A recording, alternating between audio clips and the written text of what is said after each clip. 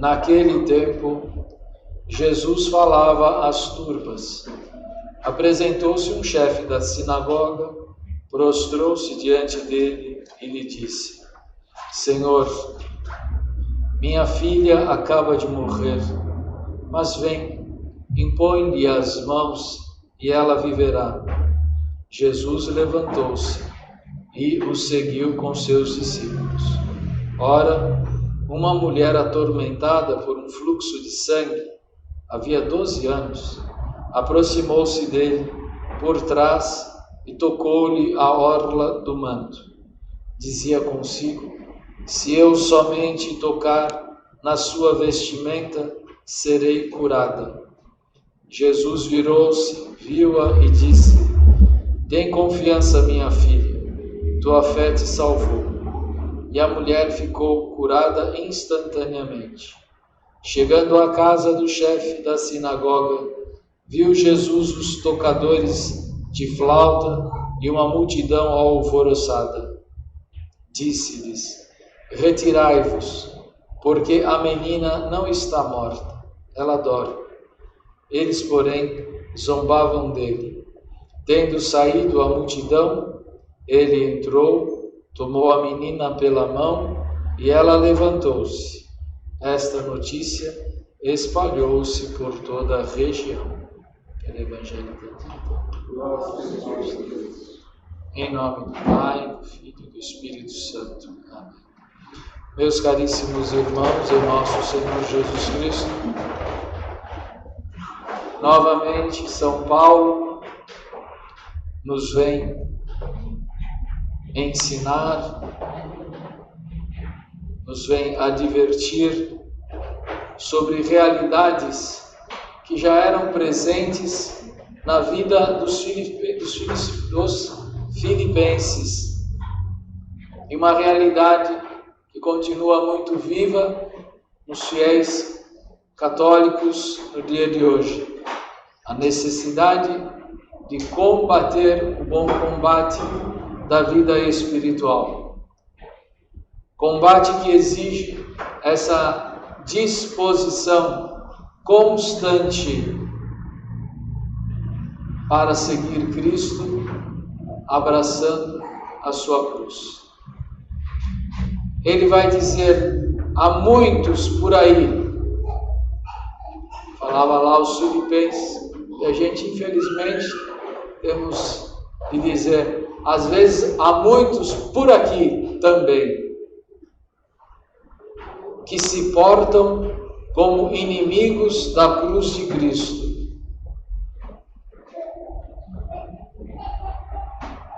Não é possível encarar Jesus de frente, não é possível dizer-se discípulo de nosso Senhor Jesus Cristo se não abraçar a cruz.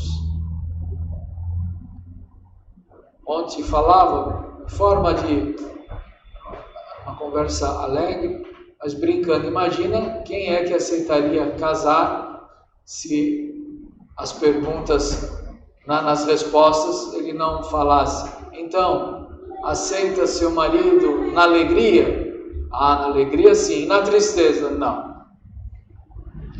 Aceita sua esposa na saúde? Ah, na saúde sim, claro.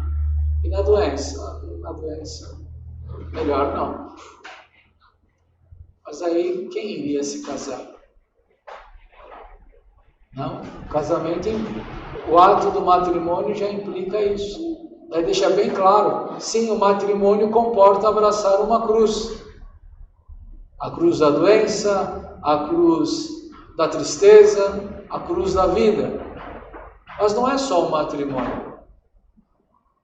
A Eucaristia também, todos os sacramentos.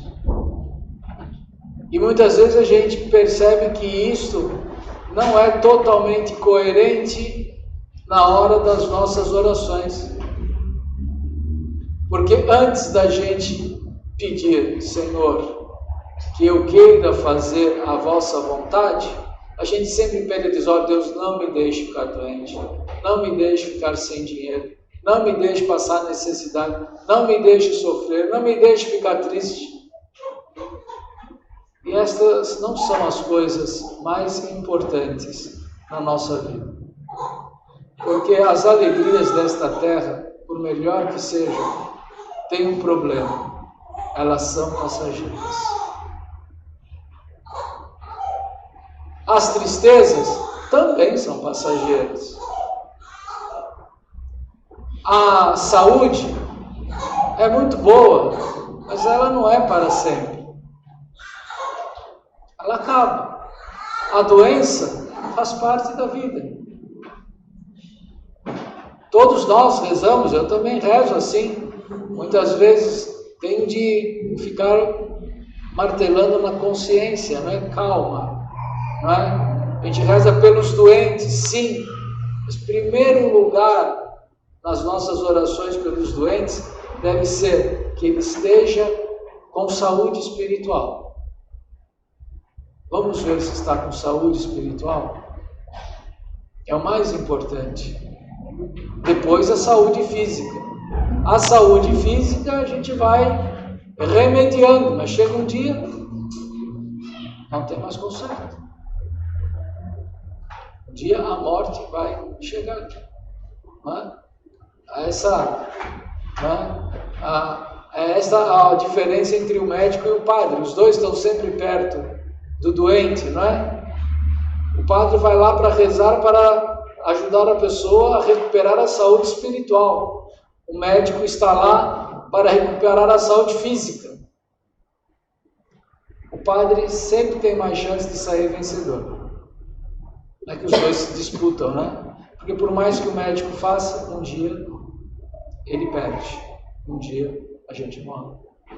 Mas se a pessoa recebeu um sacerdote e obteve o perdão dos seus pecados, saiu vitorioso, porque está preparado para a vida eterna junto de Deus. E isso é o mais importante. São Paulo continua com uma frase, não é, que ele é uma pessoa muito sincera, sempre com o modo de falar, né? Deles muitas vezes tenho falado e agora digo chorando. Ele percebeu este drama espiritual nos primeiros cristãos, em alguns dos primeiros cristãos, que era uma tentação que iria estar presente na vida de todos os cristãos, de achar porque sou de Cristo, não preciso abraçar a cruz de Cristo. E ele vai dizer, e eu estou dizendo agora chorando, porque o fim de quem vive assim é a perdição. E ele vai dizer, porque na verdade Deus não está em primeiro lugar. O que está em primeiro lugar nessas pessoas é o seu ventre, ou seja, a sua vontade, os seus prazeres, os seus gozos, as suas necessidades. Só pensa em si mesmo e nos bens desta terra, nos bens do corpo. Pense em saúde, só do corpo. Pense em alegria, só alegrias do mundo. Pensa na vida, só na vida desta terra. O seu mundo, seu Deus é seu bem. Depois, o seu fim, a sua glória consiste naquilo que é aquilo que deveria ser a sua própria vergonha. Quantas pessoas se gabam de ter mentido e enganado outras pessoas? Quanta propaganda enganosa que consegue vender um produto à base de mentira, quando deveria ser a causa da sua vergonha. Quanta gente que se exibe colocando-se acima de todos e até de Deus, fazendo-se Deus, como se fosse um Deus. E é claro que essas pessoas acabam na perdição, porque acabam esquecendo-se que são criaturas, que são limitadas. E uma derrota, uma morte, um prejuízo, uma doença, não é? Joga essas pessoas todas no chão. E nem todas acabam tendo a humildade para reconhecer o seu próprio erro. Meus irmãos, é muito importante nós meditarmos sobre estas coisas, porque elas se aplicam muito nos dias de hoje. Vivemos numa sociedade, não é? Em certo sentido, muito parecida com as sociedades antigas, dos primeiros séculos do cristianismo, dos antigos romanos, dos antigos gregos, que tinham milhares e milhares de divindades, que criavam falsos deuses para cada um dos seus vícios, para se justificarem. Apenas que a diferença é que nos dias de hoje as pessoas estão fazendo a si mesmas como se fossem Deus e colocando-se acima de Deus e colocando-se como se fossem Deus. E essa loucura acaba de fato afastando as pessoas por completo do caminho da salvação. São Paulo nos adverte: somos cidadãos do céu. No tempo de São Paulo, não era qualquer homem ou qualquer mulher que podiam ser cidadãos. Para você ser cidadão, você tinha de ter nascido numa família, vamos dizer assim, da elite, já pertencesse à elite romana, fosse filho de um soldado, de um senador, de um morador de Roma, não é? Já desde o início, ou um grego, não é? Praticamente do mesmo modo. As outras pessoas não eram consideradas cidadãs.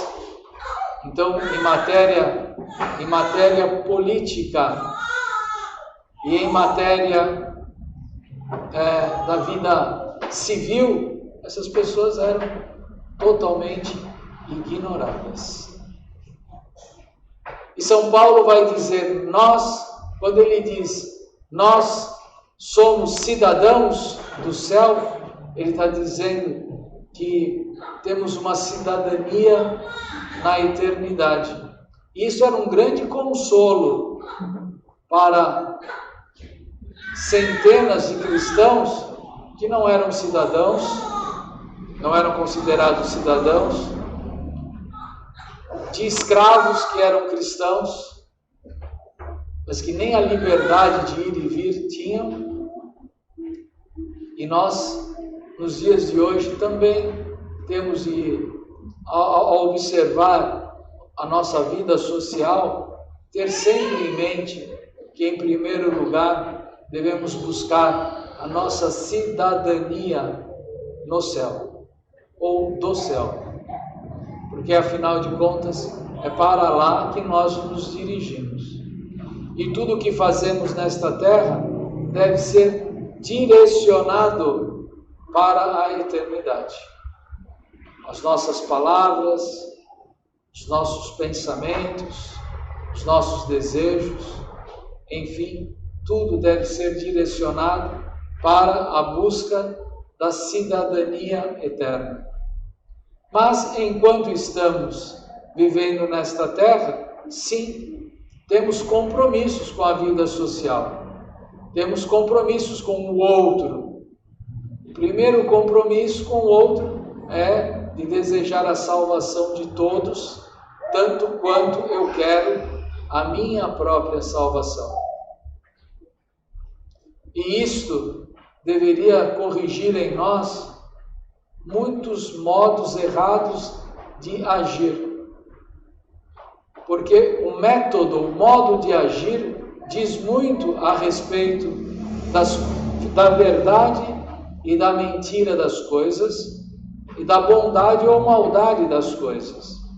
Veja, qual é o modo de agir de Deus? Qual é o método de Deus? Bom, a observância dos mandamentos. Deus é amor, por isso nos trata com amor, ou seja, Ele sempre quer o nosso bem. É importante ter isso em mente, porque muitas vezes na hora da provação tem muitas pessoas que ofendem a Deus com as palavras, que ofendem a Deus com os seus gestos. Tem muitas pessoas que às vezes na hora do aperto buscam o demônio. Não são poucos católicos que na provação vão atrás do espiritismo, vão atrás da magia, vão atrás da superstição, ou vão atrás simplesmente de soluções puramente humanas. Diante de uma doença, pensa apenas nas soluções da medicina. Não coloca nem um minuto o pensamento em Deus. Ora, não podemos viver assim. Temos de prestar atenção nisto. O método de Deus é diferente do método do demônio. O método do demônio consiste no uso constante, contínuo da mentira.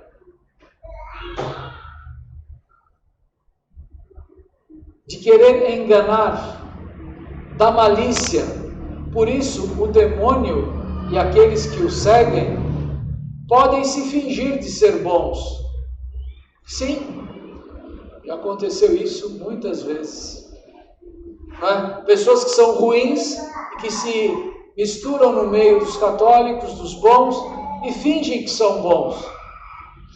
Fazem sinais externos de piedade, comungam até, mesmo nem tendo fé, ou muito menos, ou não estando preparados, podem fazer isso. Porque no método demoníaco, enganar faz parte constante do método. Enganar os outros propaganda mentirosa, mentiras, maldade, malícia, faz parte. E ele pode perfeitamente fingir de bom. E o contrário? Poderia alguém, sendo católico, bom, verdadeiro, buscando a santidade, utilizar-se do método do demônio e se infiltrar, não é? No meio dos maus? Eu vou me infiltrar no meio dos maus e vou viver como eles vivem para depois trazê-los para cá? Pode alguém fazer isso? Não. Você não pode fingir-se de mal. Você não pode penetrar e conviver, ou melhor dizer, fazer maldade. Podemos conviver rodeado de maldade. Isso nosso Senhor permite. Mas não viver misturado à maldade. Nós podemos ser católicos, mesmo dentro de um país comunista. Podemos. Não há nada que impeça. A graça não falta para os católicos que lá vivem. Ah, mas é mais difícil. Sim, é mais difícil e, portanto, as graças são maiores. Mas tornar-se comunista para depois tentar trazer os comunistas para dentro da igreja não funciona. Agora, os comunistas podem fazer o contrário? Não é? Os ateus, pessoas que querem a destruição da fé católica, eles podem se infiltrar? Podem. E o que nós vamos fazer? Bom, se a gente, quando descobre, não é? Então, traz a público. Mas olha, se você quer realmente ser católico, seu modo de agir tem de ser coerente. É por isso que muitos até apostatam ou se depois se declaram perderam a fé. Mas não dá para viver assim. Isso se aplica também na vida política. Vai exercer, precisamos de políticos? Precisamos. A política faz parte da vida, a arte de bem viver, de conviver uns com os outros, não é? De amenizar as diferenças, de se suportar com harmonia as desigualdades, a fim de que todos possam ter um bem, alguns bens que sejam em comum. O primeiro deles, a própria vida, a sobrevivência, o direito ao trabalho. Mas nós vivemos num meio em que os métodos do demônio estão sendo muita causa de tentação para os cristãos católicos. E a gente deve se advertir. Qual é a característica, muitas vezes, por exemplo, do mentiroso? É falar demais. Percebam nas mídias sociais, a maior parte das pessoas falam demais. E quando você fala demais, o que diz a frase mais popular que a gente conhece? Quando você abre demais a boca, você engole mosquito. E o contrário, que é a frase popular, né? Boca fechada, não entra mosquito. Muitas vezes da boca fechada não sai mentira. E quando é uma tática do mal, é fazer as pessoas falarem demais, excitar as pessoas a querer aparecer demais nas mídias. Reparem, meus irmãos, que a privacidade é uma virtude e é também uma necessidade. Se a privacidade não fosse importante, desculpa falar uma coisa horrível, né? Não precisaria as famílias morar cada uma numa casa. Não precisaria cada um ter o seu quarto de casal. Podia ter um quarto só, em que pai, mãe e filhos tudo dormissem no mesmo lugar, na mesma cama. Isso dá repulsa em quem pensa um pouquinho, não, mas cadê a minha privacidade? Mas as pessoas estão perdendo. Você entra na mídia, as pessoas colocam um monte de coisa sobre si mesmo, além do necessário. Não prestam atenção nas fotos que colocam.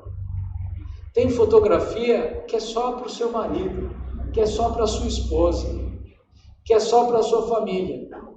Eu confesso que eu tenho saudade das fotografias de papel, porque você não mostrava as fotos para qualquer um.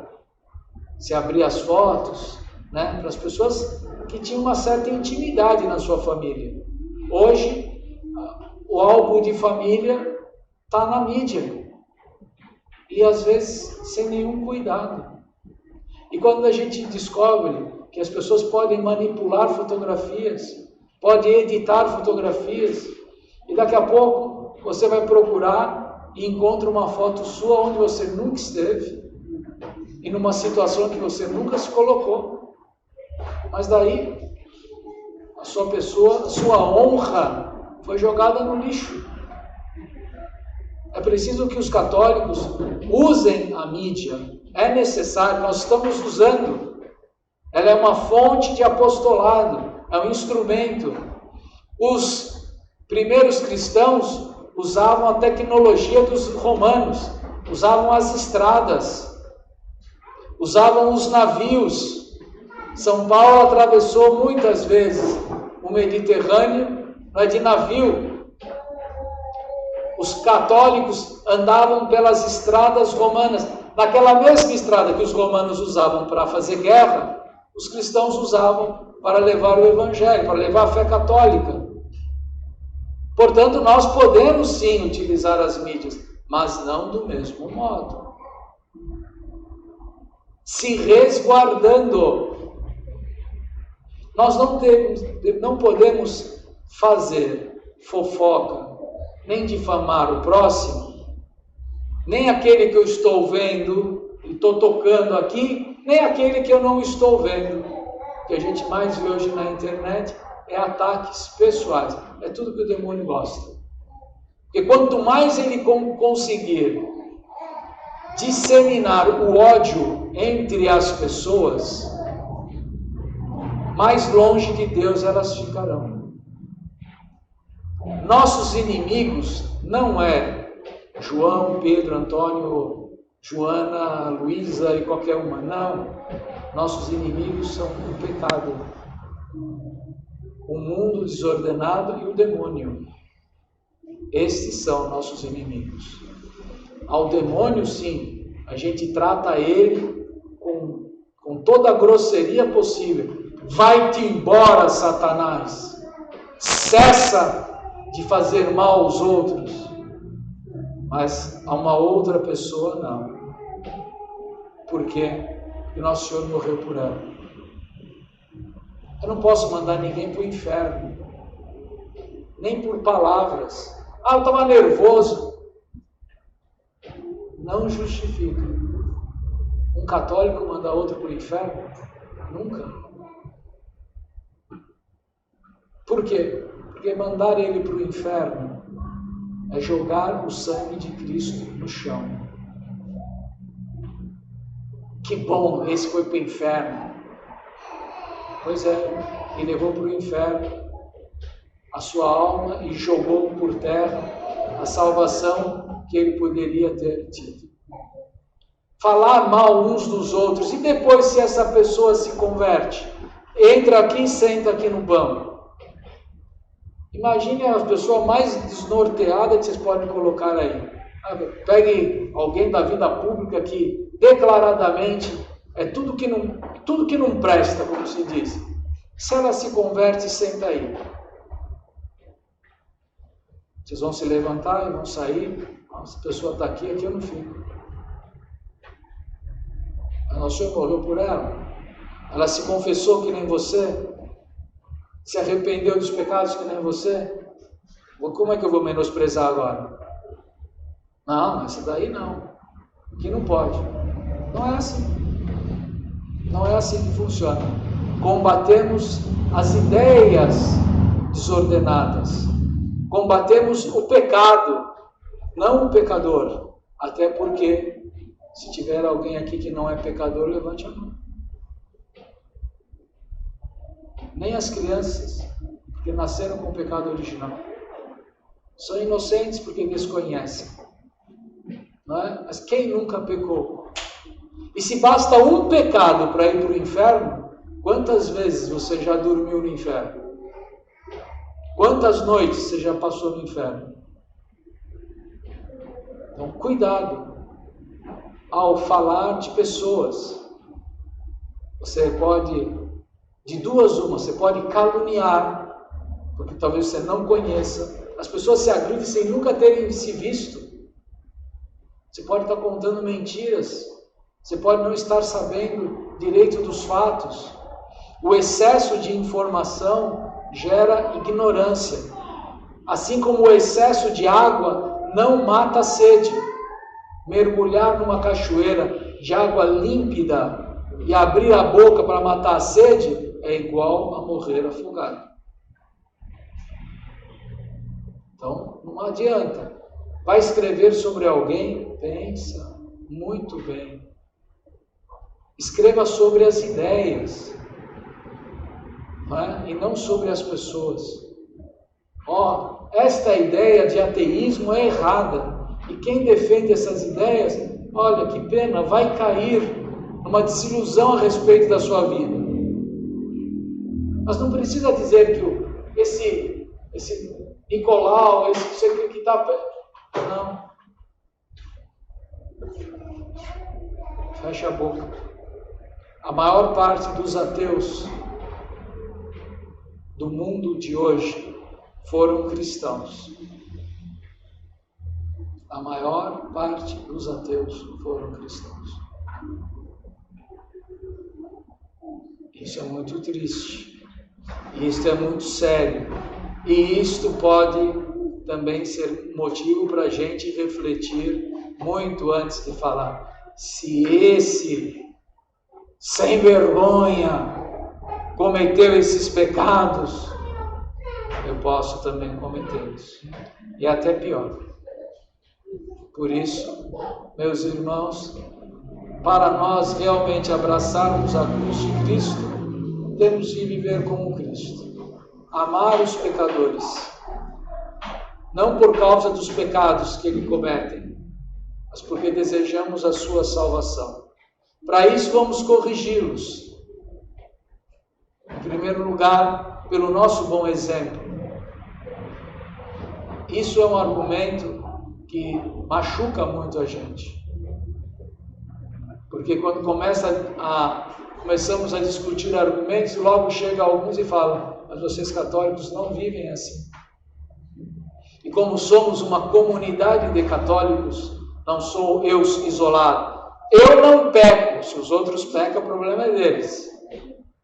Tá, você não pecou, os outros pecaram, mas a influência circula entre nós. Você não deixou de ser membro da Igreja Católica, como aquele que está pecando também não deixou de ser membro.